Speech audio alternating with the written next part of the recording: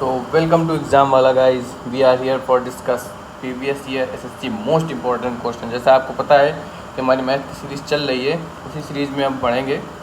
तो क्वेश्चन पे आते हैं सीधा. क्वेश्चन से an article is mark 40% above the cost price and discount of 30% is allowed. What is the gain और लॉस परसेंट. इसमें मतलब ये कह रहा है कि कोई वस्तु है जिसका कॉस्ट प्राइस जो है उससे वो 40% अधिक मार्क की गई है, ठीक है, और उस पर भी 30% का डिस्काउंट दिया जा रहा है, तो उसको लॉस हो रहा है, परसेंट हो रहा है, निकालना है. ठीक है, तो यहाँ से हम मानेंगे कि हमारा जो CP है, कॉस्ट प्राइस हमारा कितना है 100. अगर ये 100 है और मार्क प्राइस हम 40% एबव कर रहे हैं तो इसका MRP क्या हो जाएगा 100 और प्लस 40% और जो ऐड कर रहे हैं तो 140 हो जाएगा. ठीक है, और कह रहा है डिस्काउंट 30% देना है. देखिए डिस्काउंट हमेशा MRP पे दिया जाता है, तो हम देख लेंगे कि जो हमारा डिस्काउंट दे रहे हैं वो कितने रुपए का दे रहे हैं. डिस्काउंट हमारा 30% है, तो हम इसको जब निकालेंगे कि ये कितने रुपए है तो 140 का हम 30% कर लेंगे ना, कर लेंगे कि नहीं. इसको हम यहाँ से काउंट करेंगे, या जाएगा आप क्या 42, यानी 140 के MRP हमने दिखा हुआ है और हम 42 डिस्काउंट दे रहे हैं. इसका मतलब 140 में अगर हम 142 घटा देंगे तो हमारा क्या आ जाएगा 98 आ जाएगा. यानी हम 100 की वस्तु खरीद रहे हैं और 98 में सेल कर रहे हैं, तो क्या हो रहा है लॉस हो रहा है ना. कितना हो रहा है 2% का हो रहा नहीं, यही पूछा जा रहा है इसमें. ठीक है, ओके नेक्स्ट क्वेश्चन चलते हैं. ए मैन बॉट, यहाँ पे मैन नहीं मैन है. A man bot oranges at the rate of 8 for ₹34, okay, and sold them at rate of 12 for ₹57. How many oranges should be sold to earn a net profit for ₹45? Okay, इसमें कह रहा है कि 8 में जो संतरे खरीदता है 34 रुपये में, 12 संतरे खरीदता है 57 रुपये में, उसको संतरे बेचना है कि वो 45 रुपये टोटल प्रॉफिट कमा लें. ठीक है, तो इस चीज़ को हम लिख लेते हैं कि 8 ऑरेंज हमारा सेल कर रहा है, 8 ऑरेंज सेल कर रहा है कितने में 34 में. तो एक कितने में सेल कर रहा होगा 34/8 कर लें, ये क्या आ जाएगा 4.25 रुपये आ जाएगा. उस तरह का 12 का निकालेंगे, 12 ऑरेंज कितना सेल कर रहा है 57 में, तो 1 ऑरेंज की वैल्यू निकाल लेंगे 57/12 हो जाएगा, और ये कितना आएगा 4.75. ठीक है, तो हमने देखा क्या कि एक ऑरेंज में इसको 0.50 रुपये एक्स्ट्रा पे कर रहा है, यहाँ पे हो रहे हैं. ठीक है, तो हम ये देख लेंगे कि अब इसका 1 रुपये कितने में बनेगा जब ये 2 ऑरेंज सेल करेगा, है ना. और हमें ये कह रहा है 12 रुपये में बेचना है, 8 रुपये में खरीद रहा है. अच्छा, उस हिसाब से हम देख रहे हैं ना. देखिए एक ऑरेंज जब हम 2 ऑरेंज बेचेंगे तो हमें 1 रुपये का मिलेगा. हमें 45 रुपये कमाने हैं टोटल, तो हम कितने ऑरेंज बेचने होंगे 90 ऑरेंज बेचने होंगे, तभी तो हम 45 रुपये कमा पाएंगे. तो बस यही वैल्यू पूछ रहा है कितने बेचने होंगे. इसको हम एक बार फिर से आपको समझा देते हैं. मैं कह रहा है एक आदमी 34 रुपये में 8 ऑरेंज खरीदता है और 57 रुपये में 12 ऑरेंज के हिसाब से बेचता है. तो उसके कैलकुलेट करना है कि 45 रुपये प्रॉफिट कमाने के लिए उसको कितने ऑरेंज बेचने हैं. ठीक है, तो हमने निकाल लिया एक ऑरेंज की वैल्यू खरीदता कितने में 4.25 में, सेल कितने में करता है 4.75 में, तो एक ऑरेंज में कितना कमा रहा है 0.50. ठीक है, तो 2 ऑरेंज में 1 रुपये, तो 45 रुपये कितने में कमा लेगा 90 में. ठीक है, ओके नेक्स्ट क्वेश्चन चलते हैं. A man sells 2 article for ₹500 each, neither losing और नॉट गेनिंग. बेहतरीन सा क्वेश्चन है, जरा इसको समझेंगे. ठीक है, तो देखिए ये क्या कह रहा है गेन ऑफ 25%. मतलब ये कह रहा है कि एक आदमी है जो 5,000 रुपये में सेल करता है किसी वस्तु को, और 2 वस्तुएं हैं 5,000 ईच में सेल करता है, और ना ही वो गेन कर रहा है ना ही वो लॉस में जा रहा है. ठीक है, और एक बता रहा है कि अगर पहली वाली को उसने 25% गेन पे बेचा, 25% गेन पे बेचा, तो अदर आर्टिकल को कितने परसेंट उसको लॉस में बेचना होगा. ठीक है, तो यहाँ पे लिख लेते हैं. देखिए पहली वस्तु हो गई, ये दूसरी वस्तु हो गई. थोड़ा बढ़ा देता हूँ. ये आपकी कितने में है, ये 500 की है, ये 500 की है. ये क्या बोल रहा है कि 25% गेन है, तो 25% का फ्रैक्शन क्या हो जाएगा आपका 1/4 हो जाएगा. यानी 4 में 1 का फ़ायदा, तो सेलिंग प्राइस क्या हो गया, 5 हो गया। और सेलिंग प्राइस बोल रहा है कि पहले का सेलिंग प्राइस कितना दिया हुआ है, 8,000, ठीक है। और ये हो गया सेलिंग प्राइस, ये हो गया आपका सीपी। तो हम इससे निकाल लेंगे कि इसका सीपी क्या हो गया। तो 5 बराबर अगर 5,000 के है तो सीधी सी बात है 4 बराबर आपका कितने के आ जाएगा, 4,000 के। 4,000 आपका हो गया सीपी, ठीक है। अब अगर 4,000 में हमने एक वस्तु, सॉरी हाँ 4,000 हो गया। अब तो ये हमारा ये कितना बचा, 6,000 बचा। तो भाई हम टोटल जब 5,000 ईच में बेचेंगे तो ये हमारा 10,000 होगा कि नहीं होगा, तो ये हमारा 6,000 ये बचा नहीं बचा। अब देखो पॉइंट वाली बात ये है कि ये इसमें 1,000 का प्रॉफिट करेगा, इसका ये प्रॉफिट होगा ना इससे।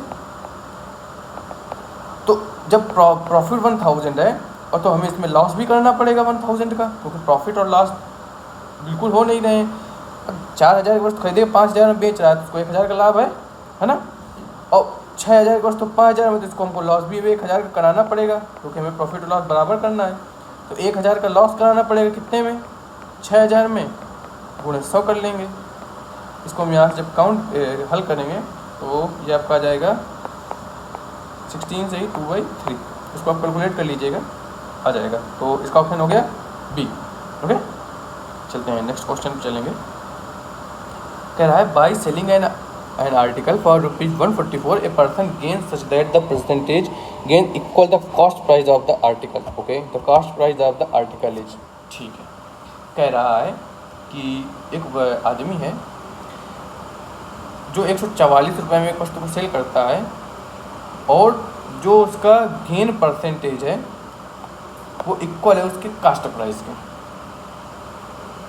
समझे। यानी गेन परसेंट और कॉस्ट प्राइस दोनों सेम चीज़ें इक्वल है।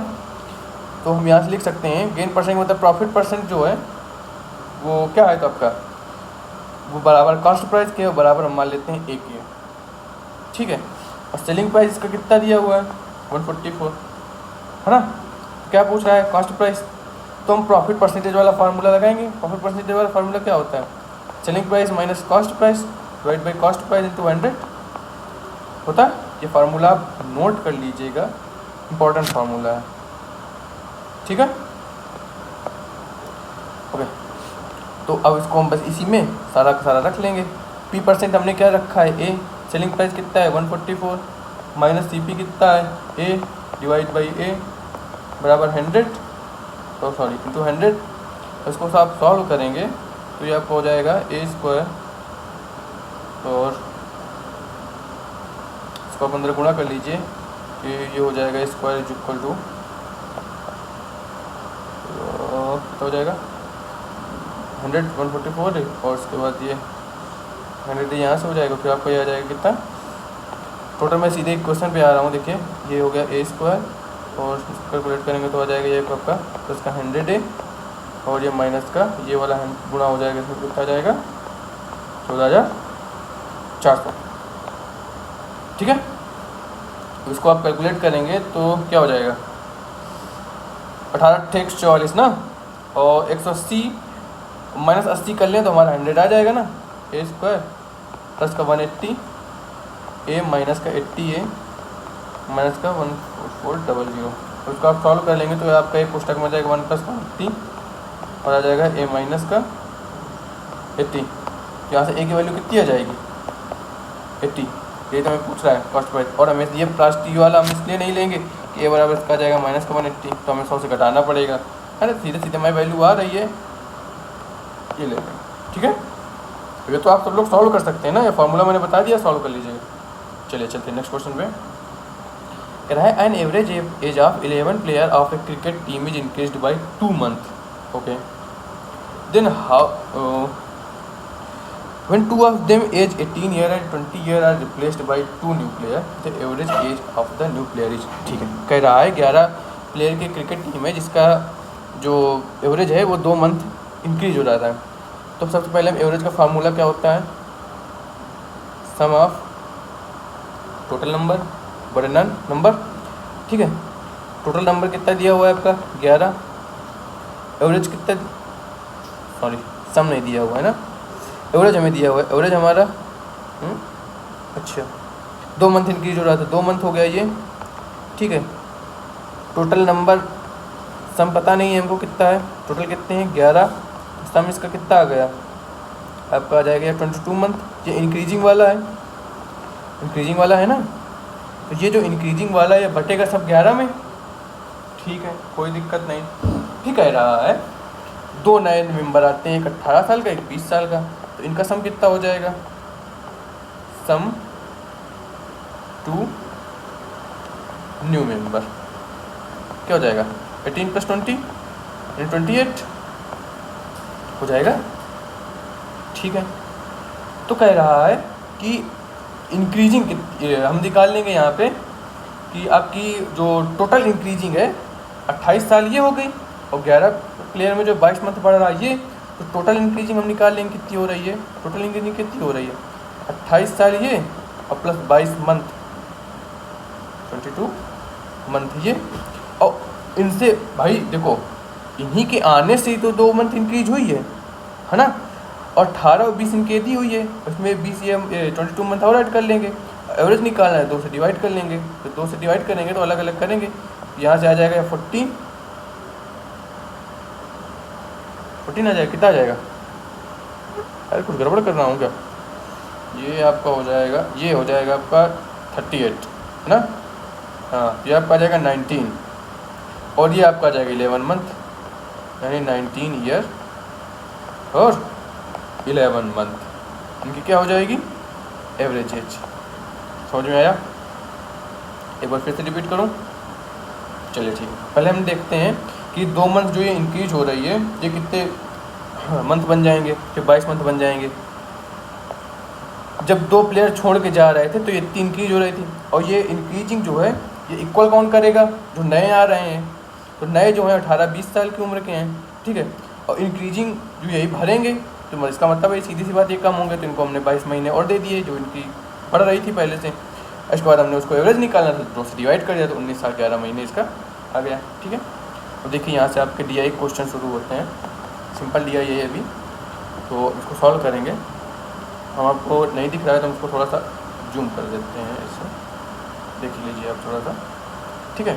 ये जो आपकी सीधी लाइन है ऐसे हल्का टेढ़े में दी गई है वो x है, तो बिल्कुल ऐसे सीधी दी गई है वो y है, और जो ऐसे ऐसे करके ये भरा हुआ है ये आपका ये z है, ये y है, ये x है, ठीक है।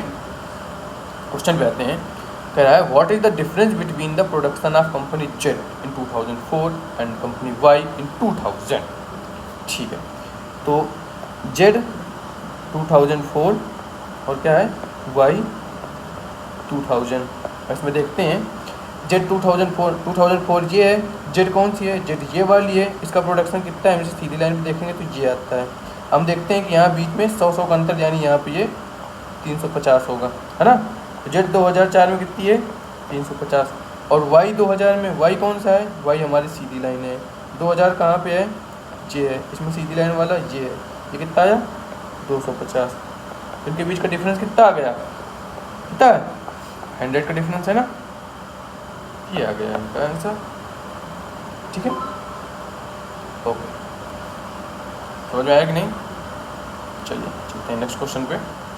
कह रहा है what is the ratio of the average production of company X in period of 2002-2004 to the average production of company Y in the same period. अच्छा, कह रहा है X और Y का जो एवरेज प्रोडक्शन है 2002 से 2004 के बीच में उनका रेशियो क्या होगा, ठीक है। तो एक तरफ हम लिखेंगे X, एक तरफ लिखेंगे Y, इनके लिए 22 साल लिख लेते हैं, ये हो गया 2002, 3 और 4, सेम 2002, 3 और 4, हमें कुल मिला के इनकी वैल्यू ऊपर से उठा के यहाँ पे रखनी है, काउंट करना है, उनके बीच में रेशियो निकालना है।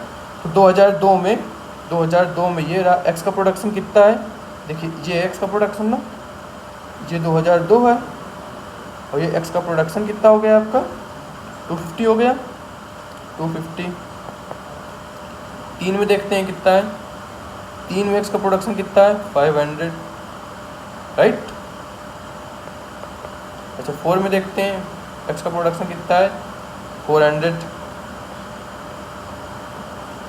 डिवाइड बाई 2002 में। अब देखते हैं वाई का प्रोडक्शन। 2002 में वाई का प्रोडक्शन ये कितना है 350। 2003 में कितना प्रोडक्शन है 400। और 2004 में कितना प्रोडक्शन है अब ये 500। 3 में 400। ठीक है, इसको हम लिख लेंगे तो अब कितना हो जाएगा, ये हो जाएगा 350 और प्लस हो जाएगा आपका 500 प्लस हो जाएगा आपका 400। इन सबको आप जब काउंट करेंगे तो ये हो जाएगा 5 4 9 2 1150 और ये हो जाएगा आपका 1250। ठीक है, इसको आप कैलकुलेट करिएगा जब, तो आपका रेशियो आ जाएगा, ये हो जाएगा 23 5 से करेंगे और ये हो जाएगा आपका कितना 29। ये पूछ रहा आपसे, समझ में आया? चलिए, गड़बड़ हो गया क्या? गड़बड़ हो गया क्या? ठीक है, चलिए ये हो गया। चलते हैं नेक्स्ट क्वेश्चन में। What is the percentage increase in the production of company Y from 2002 to 2003? मतलब कह रहा है कंपनी वाई का जो प्रोडक्शन है 2002 से 2003 में कितना परसेंट इंक्रीज हुआ है। तो 2002 में इसका प्रोडक्शन कितना था, किसका, वाई का। वाई कहाँ है, वाई ये वाला है, 2002 ये है, प्रोडक्शन इसका 300 था। 2002 से 2003 चलना है। 2002 में 350 था, 2003 में प्रोडक्शन हो गया 400। बढ़ा कितना देख लेते हैं। 2002 में था 350 और 2003 में हो गया कितना 400 था, राइट। ठीक है, इंक्रीजिंग कितनी की हुई 50 में, और इंक्रीजिंग हमेशा कहाँ पे होती है, पहले वाले पे। 50 350 इंटू 100, ये आपका आ जाएगा 70। इसको काटा और जब इसको सॉल्व करेंगे, यहाँ पे 10 बचा आपका, ये आपको हो जाएगा 100 बटे 7, तो हो जाएगा 1 4 मिल गया, ये 1420/7 हो गया ना। चलिए ओके, ठीक, चलते हैं नेक्स्ट क्वेश्चन पे। ये फिर से DI पढ़ना पड़ेगा हमको, ठीक है। तो क्वेश्चन पढ़ते हैं, कह रहा है what is the percent increase in the production of company Y from 2002 to 2003। अच्छा यार, सेम क्वेश्चन रिपीट हो गया क्या, है ना। चलिए नेक्स्ट क्वेश्चन में आते हैं। The average production for 5 year was maximum for which company. अच्छा, तो पांचों कंपनी के लिए हमें अब निकालना पड़ेगा, तो ग्राफ बनानी पड़ेगी ना। ग्राफ के लिए इधर लिखते हैं x, इधर y, z। ठीक है, यहाँ पे ऊपर हम सन लिख लेंगे 2002 3। हाँ चालू है, अच्छा 2000 से 2004 तक है, ठीक है कोई दिक्कत नहीं। 2000 01 02 03 और ये 04। एक्स का प्रोडक्शन पहले देखेंगे सबसे पहले, ठीक है। 2000 में 300 है, 2001 में आपका कितना है प्रोडक्शन 450, 2002 में प्रोडक्शन आपका 250, 2003 में प्रोडक्शन बढ़ के 500, 2004 में प्रोडक्शन बढ़ के 400। ठीक है, इसको क्वेश्चन इसको सबको नोट कर लेते हैं। पहले कितना था 300, फिर 450 था, फिर 250 था और 500 था, फिर 400 था। ठीक है, सेम वाई के लिए करते हैं। ठीक है, हाँ वाई के लिए चेक करेंगे तो ये आपका कितना आया 250 और 350, फिर 350 और 400 और ये आपका 500। अच्छा 400, ये 500, ये 350 था, 250 था और 350 था ना। चलिए ठीक है, जेड का कैलकुलेट करेंगे। जेड का है आपका 350, 400, 450, 350 और ये फिर आपका 350। ठीक है, कोई दिक्कत नहीं, कोई दिक्कत नहीं। 350, 350 था, ये 450 था, ये भी 350 था आपका और ये 400 था ना। अब इनका एवरेज कैलकुलेट करना है, कह रहा है ना average reduction for 5 year with maximum for which. तो सबको हम काउंट कर लेंगे, जो हो गया आपका 9 और ये हो गया आपका कितना 450 25, ये हो गया आपका 7 9 17 और 3 2000 19 नहीं हाँ 19, ये हो गया आपका 1900। इसको 5 से डिवाइड करेंगे तो आपका कितना आ जाएगा, ये आ जाएगा आपका लगभग 3 आया ये और 80। ठीक है, नीचे वाला कैलकुलेट करेंगे। ये हुआ आपका 9 7 और ये 250 हो गया आपका ये 1850। इसको 5 से डिवाइड करेंगे तो ये आ जाएगा आपका 370 ना। ये हो गया 7 और जो हो गया आपका 8 15 और 4 19, ये आपका आ गया फिर से 19 डिवाइड बाई 5 यानी कि 380। कह रहा है मैक्सिमम फॉर विच कंपनी 380 इसका 380 इसका यानी x and Z both. Okay चलिए, तो आज आपके क्वेश्चन यही थे। कुछ टेक्निकल इशू की वजह से आपकी कल क्लास नहीं आ पाई थी, तो अब आगे आपकी क्लास कंटिन्यू रहेगी। अगर कोई ऐसा टेक्निकल इशू नहीं आता है तो चलते हैं। गुड बाय, कल फिर से आपको मिलते हैं। Bye bye.